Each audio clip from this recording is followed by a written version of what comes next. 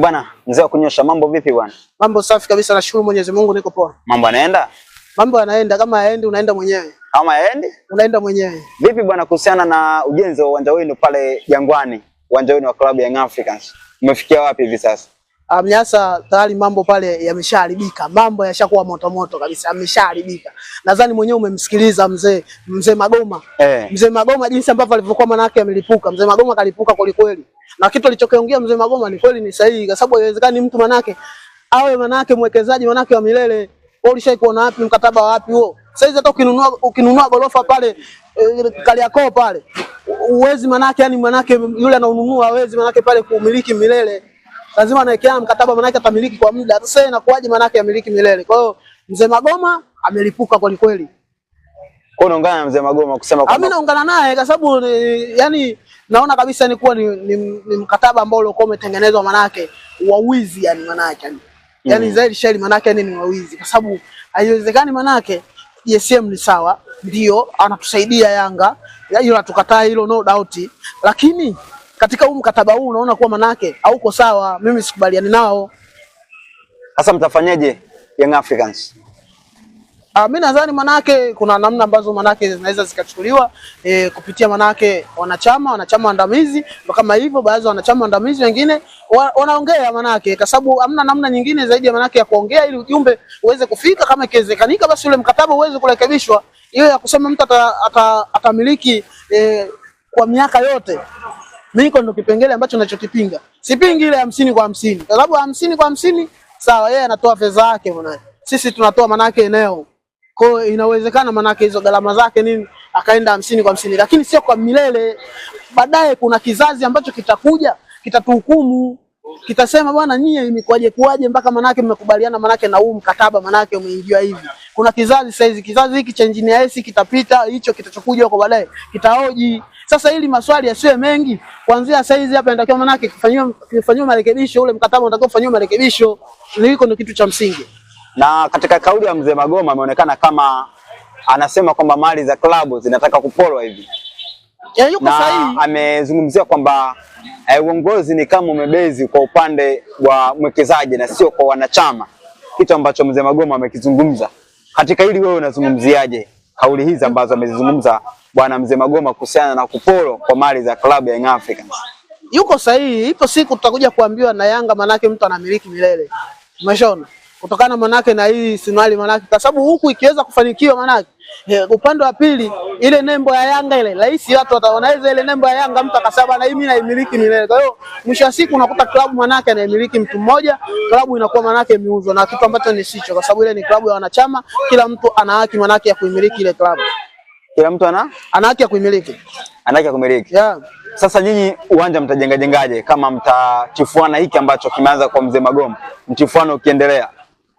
Nafikiri kwani manake kwa nini uwanja manake umechukua process ndefu sana mpaka kufikia hatua ya kuweza kwa manake kujengwa? Ni kwa sababu manake ya vitu kama hivi. Uwezi eti kwa sababu manake mna shida ya uwanja basi nyie yani mkubali tukuburuzwa tu hivyo hivyo tu, ambapo kwa sababu nyie mna shida ya uwanja. Hiko ni kitu ambacho hakiwezekani. Ni bora tuchelewe lakini tufanye kitu kwa uhakika ambacho kitakuwa manake hakina madhara. Tusiangalie hapa, ndio tuangalie mbele. Mbele huko je, itakuwaje? Madhara yake yatakuwa ni nini? Uone kama manake mwekezaji manake atakuwa na manufaa kuliko Yanga. Mwekezaji atakuwa ana manufaa kuliko Yanga. Yaani atapata manufaa kuliko Yanga ambayo atakayoyapata. Kwa hiyo kitu nyinyi hamtaki yani?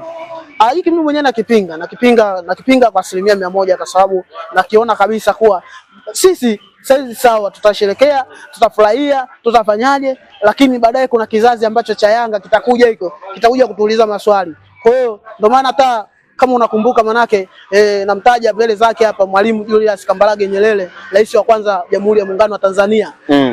Alikataa kabisa kata kuyachimba madini. Kwani yeye alikuwa hawezi kuyachimba? Yeye angeachimba yale madini, lakini alijua kabisa kuwa nikianza kuyachimba saa hizi na watu wengi elimu hawana, baadaye huko watoto hao watasoma, watafanyaje, wakija hapa wataanza manake kuniuliza maswali, mzee ilikuwaje umeanza kuyachimba madini kwa namna hii? Sio, unaelewa? Kwa hiyo sasa kama vile na uongozi wa Yanga wajue kabisa kuna kizazi baadaye kitakuja manake kitakuja kuhoji hii mikataba imeingiaje, mbona mikataba ambayo ya kiwizi, mikataba ambayo sio ya kihalali. Kwa hiyo vitu kama hivyo natakiwa vizingatie sana. Mimi kwa ombi langu najua viongozi wa Yanga ni waledi sana, wakae chini wapitie tena upya ule mkataba. Mkataba mimi kwangu mimi naona hauko sawa. Uwanja mnaotaka? Hakuna timu inayokataa uwanja. Utakuwa mwenda azimu kama wewe hutaki uwanja. Ila lakini uwanja upatikane manake kwa njia ambazo manake zilizokuwa ziko clear kabisa, hazina makando kando. Yeah. Manake uwanja ujengwe lakini kusiwe na kashkash. Kusiwe na makando kando. Kusiwe na makando kando tu. Yaani kusionekane kuwa manake kuna upande mmoja manake unapendelewa zaidi. Usiwe na kitu kama hicho.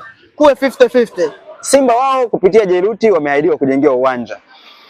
Na manake kijenga uwanja manake ni sehemu ya mkataba katika uwekezaji wake kwa muda ambao umepangwa. Unadhani kwa nini njia ya Simba ya Jairuti haina lawama ama kukosoa, lakini kwenu nyinyi kuna wakosoaji wengi, malaumu ni mengi na mashaka ni mengi, kulikoni bwana mzee wa kunyosha? Kwa Simba mimi siwezi kusemea Simba kwa sababu Simba wenyewe manake wana wanachama wao na wana mashabiki wao na wana viongozi wao. Wapo watu ambao wanaweza kuwasemea na wanajua wao na Jairuti ni kitu gani ambacho walikuwa manake wamekipanga katika kuhusiana manake na mkataba wao ambao wa kuwekeza pale Simba. Kwa hiyo mimi siwezi kusemea, ila kwa sisi Yanga huku vitu hivi vinatokana kutokana na nini? Kwa sababu rais tuliokuwa naye ndio manake ndo mkurugenzi manake makampuni ya GSM. Kwa hiyo manake yeye manake naye vile vile manake ana partnership ya katika kampuni ya nini ya GSM, sio ushaona? Kwa hivyo sasa hapo ndo kunapokuwa kuna mashaka. Unafikiria manake ikitokea kama kuna kitu ambacho cha upendeleo kwa rais wa Yanga, atapendelea Yanga au ataipendelea GSM? Hapa pagumu kidogo. Nakupa tu jibu ni lepesi tu kuwa ataipendelea GSM kwa sababu kule manake ndo malezi yake alipokuwepo. Hawezi kuipendelea Yanga hata siku moja. Kwa hiyo hiko ndo kitu ambacho manake ndo kinachokuja manake kuleta sio. Kwa hiyo kitu ambacho cha manufaa, kitu cha faida ni lazima manake kitaenda kwa GSM. Na ndio maana manake umeona hata mkataba manake unamfavor zaidi GSM kuliko Yanga. Na kwenye mbio za ubingwa sasa wa ligi kuu Young Africans mnajipangaje sasa ukizingatia kwamba bado alama 2 tu kwenye msimamo? Simba wanakuja kwa moto sana. Mbio bado mbichi yoyote pale manake yani kati ya Simba na Yanga yoyote anaweza kuwa bingwa. Wewe mwenyewe umeshuhudia ni jana kilichotokea. Shona. Mtu katangaziwa ubingwa. Kwa hiyo inawezekana manake naye. Aidha inawezekana Simba kamtangazia Yanga ubingwa au Yanga anaweza kumtangazia Simba. Kwa hiyo kwa kuhusiana na ubingwa njia ni nyeupe kabisa. Yoyote kati ya watu hao wawili ambao wanafukuzana anaweza kuwa bingwa. Ila kwa safari jinsi ambavyo ninavyoona mimi kwa maoni yangu Simba lazima anachukua ubingwa. Tukibaki pale kwenye uwanja, wanasema pale Jangwani maji huwa yanakuja sana kwa kasi, ni kama kuna mkondo wa maji hivi. Baadhi ya watu wanauliza kulikoni uwanja usingejengwa kule Kigamboni kwenye ile eneo ambalo lilitolewa na serikali kwa klabu ya Young Africans badala ya uwanja wa Jangwani. Wengine wakaenda mbali zaidi wakasema Jangwani angalau ungejengwa uwanja wa mazoezi ili kuifanya klabu ifanye mazoezi na kujenga hostel kwa ajili ya klabu. Lakini uwanja wa michezo kwa maana ya mechi ujengwe kule Kigamboni kwenye eneo ambalo serikali ilitoa kwa Young Africans. Hili bwana unalizungumziaje?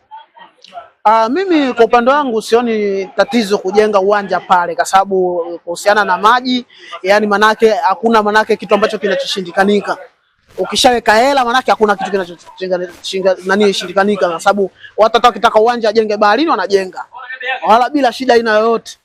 Umeona? Na pale manake kwa kujenga pale ni vizuri kwa sababu ni eneo ambalo manake litakuwa la kibiashara. Kwa hiyo kwa namna mapato na kwa namna ya aina yoyote Yanga itafaidika zaidi kutokana manake pale ni center manake ni eneo ambalo litakuwa la biashara. Kwa hiyo kwa hilo mimi sina shaka kwa kujenga uwanja pale kwa sababu linawezekanika. Manake kama ni wataalamu wamekuja pale wameona kwa inawezekanika kujenga uwanja, haina shida aina yoyote kwa kujenga uwanja.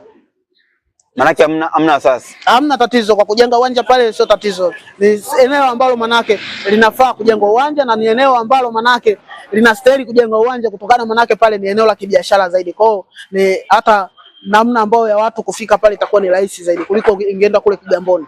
Ujumbe wako kwa Mzee Magoma, unamwambia nini Mzee Magoma kutokana na kauli alizungumza? Mimi niko nyuma yake Mzee Magoma na aendelee kukaza buti hivyo hivyo. Asije akakubali kupokea bahasha maana wazee wetu tunawajuaga. Wakishachukua bahasha unasikia tu manaka kanyamaza kimya imepita hivyo. Aendelee hivyo hivyo. kesho na kesho kutwa wao ndo wataulizwa. Walikuwa pale ndo wazee wa Yanga, alafu mwisho wa siku manake klabu manake inapitia katika changamoto kama hiyo, wao wamenyamaza kimya. Kwa hiyo mzee na wazee wengine wanapaswa hili swala manake kulifuatilia kwa kina. Bwana mzee Kunyosha, mimi sina la ziada, nikutakia kila laheri na bila shaka tutajua mbivu na mbichi kwa siku za usoni. Asante.